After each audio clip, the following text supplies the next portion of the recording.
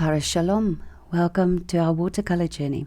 We're going to do a bouquet with a bit of a difference today, and it's going to tell you or show you how a bouquet can be used differently. The materials used are listed in the description below. You are also going to need a little bit of salt and some gouache, so have that ready.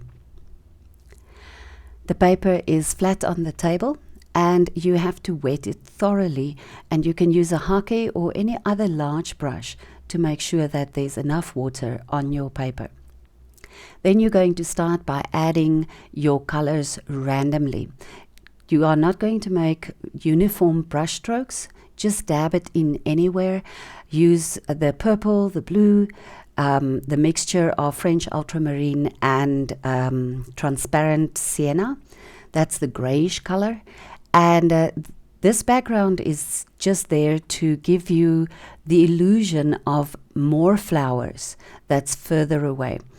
And even when you add the green and you make the stalks, they are all there to give the illusion of distance. You're going to go a little bit darker, colder at the bottom to give you the shadow part of this little set of flowers.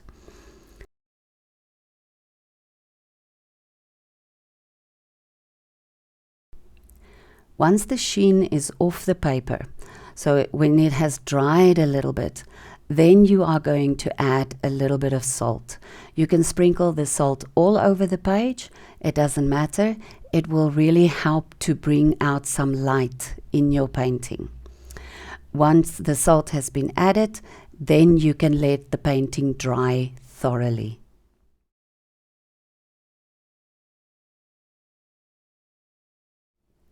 Now that the painting is dry, wipe off the salt, the residue, and make sure that there's nothing left on the paper anymore. And then you can take the Hake and wet the paper again. This whole painting is about quite a few layers. So wet the painting again. Don't press too hard so that you don't disturb the bottom layer, but make sure that there's enough water so that the paint will spread again. So you want to have your next layer of flower petals ready, so you can dab in your different colors randomly where you think you want some of the flowers to be more prominent. Now you can dab them in with the tip of the brush, or you will see a few seconds later now that you can also splatter it in. And because the background is wet, the paint diffuses very nicely into the background.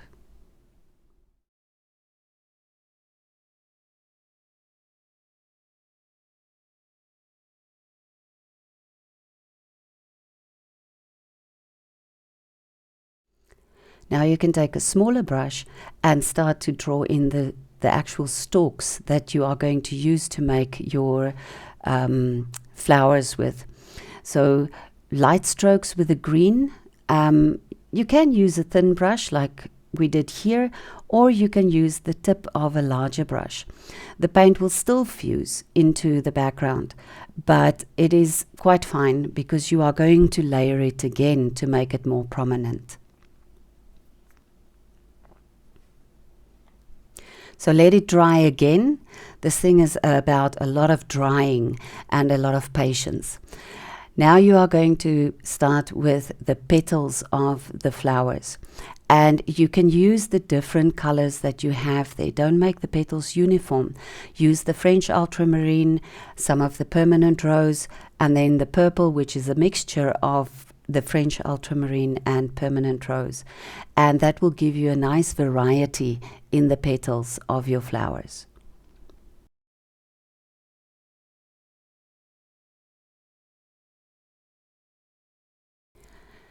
So you can continue in this way, making all the petals all the way through. And they really can be just random, just little dots and dashes that you add there that form a petal here and there. So they don't have to be uniform, they don't have to be precise. And the randomness of the color helps to give variety, and it actually also helps to give texture to your painting.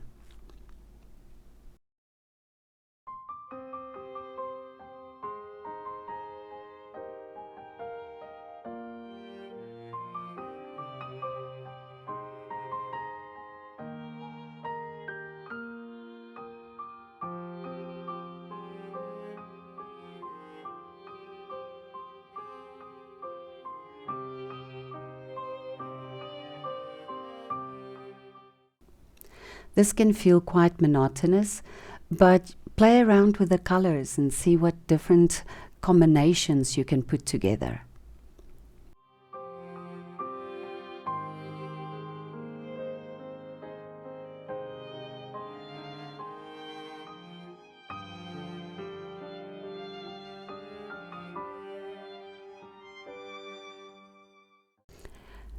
Using the grey combination or the grey mixture at the back is a good technique to give you distance again.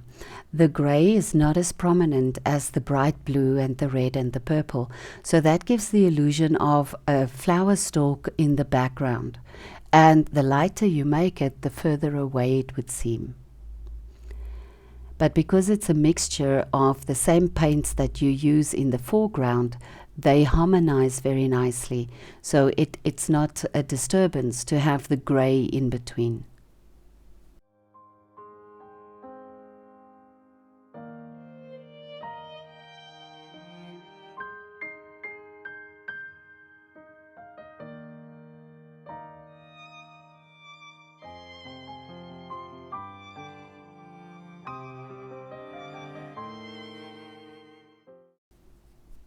As you go closer to the bottom, you can start making the petals a little bit darker, because that's the shadow side of your painting.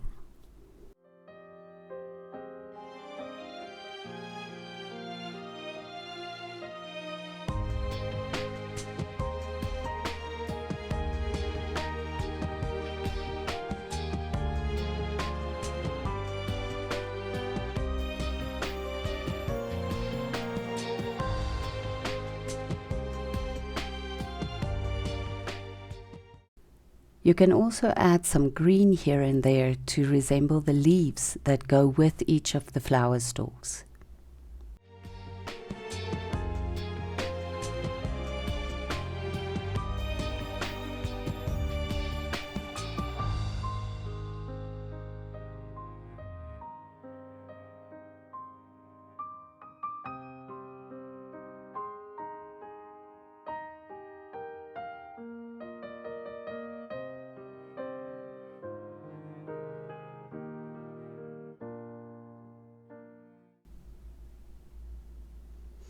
Let the painting dry again.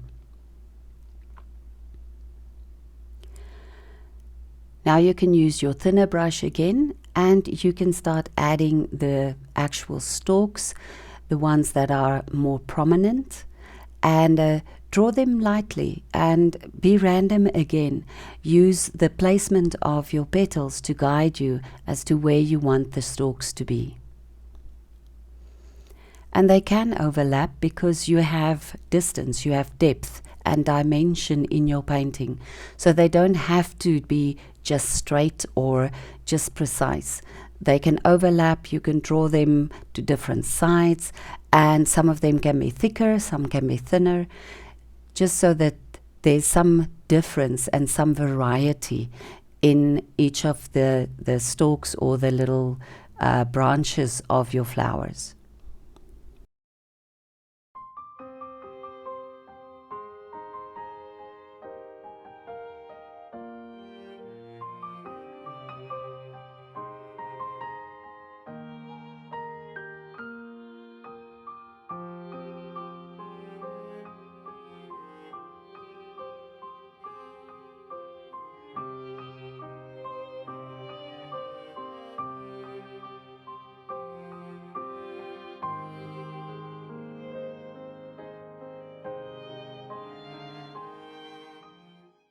The brighter green makes the stalks look closer to you, and the duller, more olivey green will make them recede.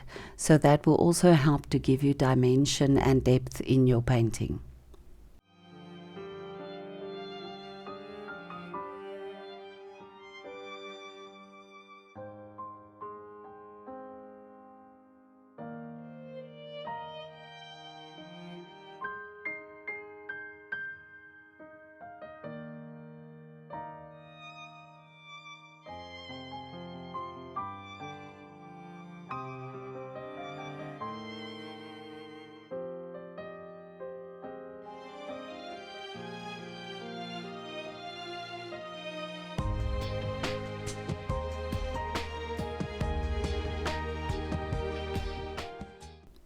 Once you are satisfied that you have enough petals and enough stalks and leaves, you can let your painting dry again. And now we're going to get ready to do a little bit more detail here and there, add a few layers, a few dots of darker paint, again to just build the dimension of each of the petals. Don't do it with all the petals, just some of them, so that you can have a little bit of variety there. As you get closer to the bottom, you make it a little bit darker.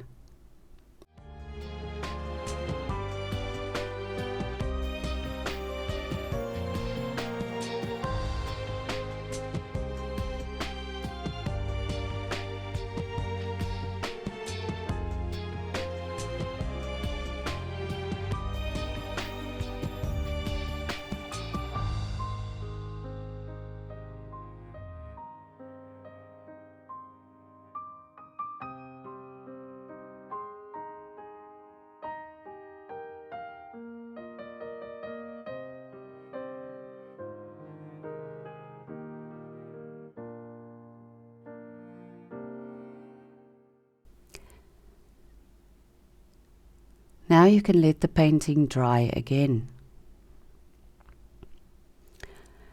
And this is where we are now going to work with the bokeh. The bokeh in this case is not there to highlight an element. That's what we usually use bokehs for. We would make our circles around an element to make it stand out. In this case, the bokeh is used to diffuse the color, to reduce the value, to make it lighter, or to let certain elements stand out a little bit or fade away a little bit. So the bokeh is mostly made at the top of the page, and you use a stencil brush and wet the stencil brush and make a light circle where you want to lift the paint, and then dab the paint out with a paper towel.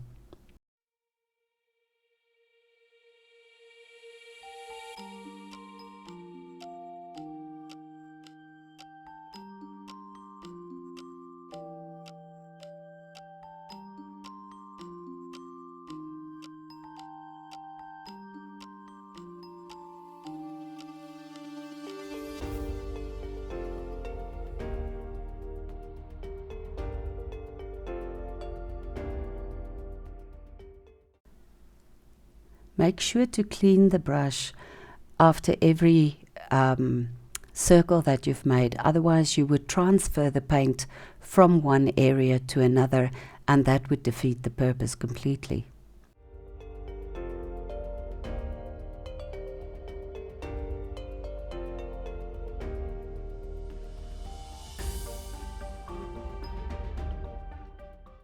Once you are satisfied with the amount of circles you have made, you can now start adding the gouache. Now the gouache is just there to enhance the light in your painting in this case, so you can splatter it in if you want to.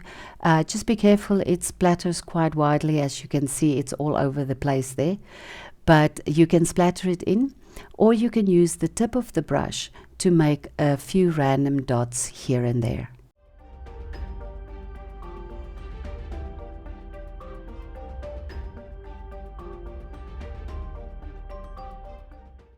This just gives the illusion of light and some little white flowers in the background.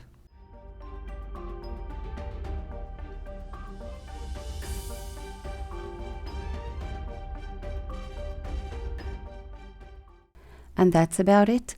There you have it, a quite easy, very loose painting, and I hope you enjoyed it. We would like you to like and to subscribe, and to please leave a comment. And thank you so much for watching. Vaya con Dios.